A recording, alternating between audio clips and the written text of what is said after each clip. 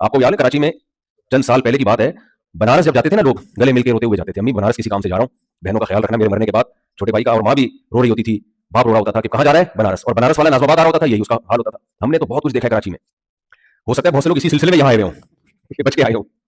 تو ہمیں اللہ کو یاد رکھنا آسان ہے بھائی, آپ لوگوں کے لیے اللہ کو یاد رکھنا مشکل ہے, کیونکہ آپ نے دنیا کی چمک دھمک بہت دیکھ لی ہے, کوئی خطرات نہیں ہے, آپ کا مستقبل بڑا روشن روشن ہے. صرف موت کے بعد قبر کا تھوڑا خرچہ زیادہ ہوتا ہے, یہاں پہ مہنگی قبر ملتی ہے, ہمارے یہاں سستی ہے, بہت سستی ہے ہمارے یہاں قبر, کیونکہ 2-4 مردوں کے ساتھ ہی 5واں مردہ ڈال دیا جاتا ہے, پتہ ہی نہیں چلتا یہاں پہلے سے کتنے مردے دفن ہیں, وہ گورکن کی ہاتھ کی صفائی ہے, وہ کیسے دفناتا ہے اس کے حوالے ہوتا ہے انسان. یہ بھی نہیں پتا ہوتا ایک صاحب تو قبر کے باہر 3 دن پہرا دیتے رہے ہیں اپنے ابا کی.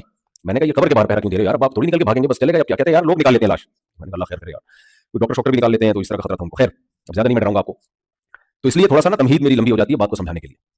تو مشرکین مکہ کیا تھے, سارے کے سارے بت پرست تھے, اپنے ہاتھوں سے پتھر کی مورتیاں بنائیں اور انہیں کو خدا سمجھ کے ان کے سامنے جھکنا شروع کر دیا. یہ نارمل کام ہے بتاؤ, ایب نارملٹی کی اس سے بڑی کوئی انتہا ہو سکتی ہے؟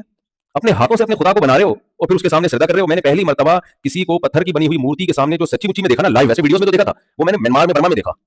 میرا جب برما کا سفر ہوا تو ہم تو پاکستان میں تو ہمیں یہ نظر نہیں آتا, وہ مندر میں ہوتا ہوگا ہندو اندر, ہم تو مندروں میں نہیں جانا ہوتا ہمارا.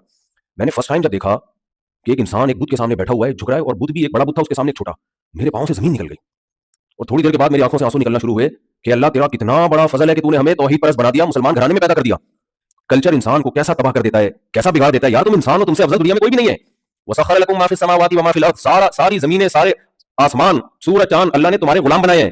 وسخر کا مطلب کیا ہے, مسخر کر دیا. جو چیز آپ, جو آپ کا سرونٹ ہو, جو آپ کے لیے کام کے طور پر, خدمت کے طور پر جو آپ کو دی گئی ہو, وہ آپ کے لیے مقدس ہوگی, آپ اس کے لیے مقدس ہوں گے. بولے بھائی آپ نے مجھے خدمت کے لیے کوئی غلام دے دیا, کوئی خادم دے دیا, مفتی صاحب یہ مسخر ہے, آپ جب تک کینیڈا میں رہیں گے آپ کی خدمت کرے گا. میں نے اس کے ہاتھ پاؤں چومنا شروع کر دیا, اس کو سجدہ کرنا شروع کر دیا. میں نے کہا مقدس, کہیں گے بھائی یہ آپ اس کے لیے مقدس ہیں, یہ تو آپ کا غلام ہے.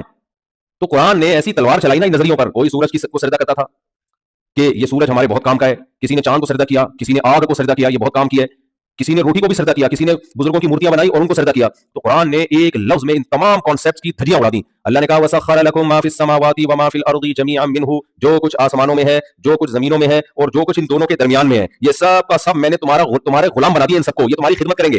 سورج کتنا بڑا ہے, 9 لاکھ زمینیں سما جائیں, لیکن وہ ہمارا غلام ہے. وہ مشرق سے نکلتا ہے, مغرب میں غروب ہوتا ہے, میری اور آپ کی خدمت کرنے کے لیے. وہ ہمارا سرونٹ ہے, ہم اس کے سامنے سجدہ نہیں کریں گے. چاند ہمارا غلام ہے, پہاڑ, سورج, آگ, یہ سب کیا ہے, ہماری خدمت کے لیے ہے. اللہ تعالیٰ نے جب آدم علیہ السلام کو بنایا تو فرشتوں کو حکم دیا سجدہ کرو, کیونکہ اس وقت سب سے افضل ترین مخلوق فرشتے تھے. تو اللہ نے فرشتوں کو سجدہ کروا دیا آدم علیہ السلام کے سامنے, یہ بتانے کے لیے اب سب سے افضل مخلوق اس کائنات میں کون سی ہے, آدم, اور آدم کی اولاد. تو جو سب سے افضل ہے وہ سجدہ کس کو کر رہا ہے, پتھر کو. بنا بھی اپنے ہاتھ سے رہا ہے, جو بننے میں ہمارا محتاج ہو, سجدہ اس کو کیا جا رہا ہے. اور دنیا کی اکثریت یہی کام کرتی آ رہی ہے. تو یہ کامن تو تھی یہ چیز, مگر نارمل بولو نارمل نہیں ہے بھائی. کامن ہے, ہر کامن چیز نارمل نہیں ہوتی. جب پیغمبروں نے ان کو سمجھایا کہ تم ایسی مخلوق کی عبادت کرتے ہو کہ جو بول نہیں سکتے, ام لہم